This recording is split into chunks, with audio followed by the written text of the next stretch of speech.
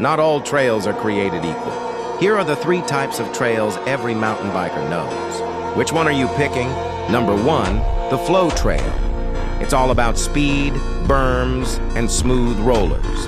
It feels like a roller coaster for your bike, and it's pure therapy. Number 2, the tech trail. Roots, rocks, and tight turns. It's slow, it's difficult, and it tests your patience and your suspension. And number 3, the local secret. Overgrown, sketchy, and probably built by a madman. It's a bit sketchy, but that's where the real fun is. Team Flow or Team Tech? Let me know in the comments.